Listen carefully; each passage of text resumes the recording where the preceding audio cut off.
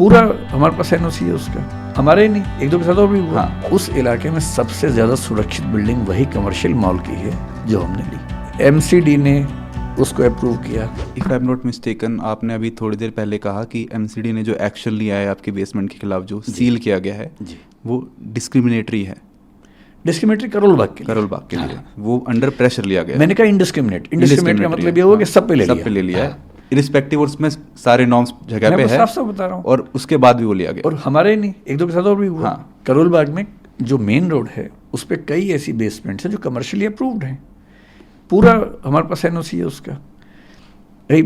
MCD ने उसको approve किया, कमर्शियल बेसमेंट के नाम से अप्रूव किया। कमर्शियल बेसमेंट में लिखा है कि क्या क्या एक्टिविटीज़ कर सकते हैं, ऑफिस चला सकते हैं या गोदाम बना सकते हैं, या एक दो चीज़ें और लिखी हैं।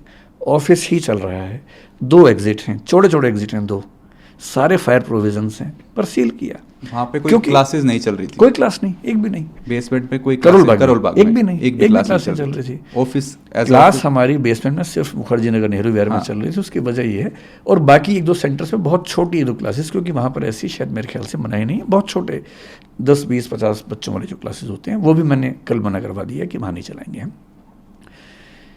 मुखर्जी नगर में दिक्कत क्या है कि बहुत छोटा इलाका है, छोटे छोटे घर हैं वहाँ पर, उन सब घरों में एक एंट्री एग्जिट है।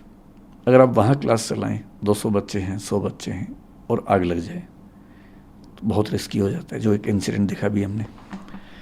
मेरी समझ में उस इलाके में सबसे ज़्यादा सुरक्षित बिल्डिंग वही कमर्शियल मॉल की है जो हमने ली।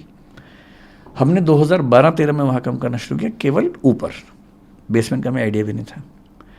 वहाँ बेसमेंट में 3 इंस्टीट्यूट्स क्लासेस चलाते थे, बाद में एक और बढ़ा, 4 हो गए, हम नहीं थे। 2017-18 के आसपास शायद पहली बार हमें जब ज़रूरत पड़ी तो पता लगा कि ये क्लासरूम नीचे उपलब्ध है। वहाँ 3-4 इंस्टीट्यूट चल रहे थे पहले से, तो हमने ये एज्यूम किया कि इसके हमारे परमिशंस होंगी, तो हमने लिया।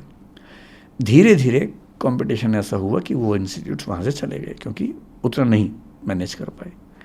जब वो चले गए तो मॉल के मालिक ने हमसे कहा कि अगर आप चाहें तो आप इसको ले लीजिए। हमने लिया। आखिरी एक और इंस्टीट्यूट था, उसने भी कुछ दिन पहले तक रखा हुआ था, बाद में फिर वो मॉल की तरफ से हमें मिला। वहाँ हम IAS के जो मेंस वाले बच्चे हैं, मेंटरशिप लाइब्रेरी चलाते थे, अब वो बंद हो गई, उनका 1.5 महीने बाद मेंस है, तो हम अभी उनके लिए भी रास्ता निकाल रहे हैं कि उनको कहाँ बिठाएं। उनके भी दुविधा है।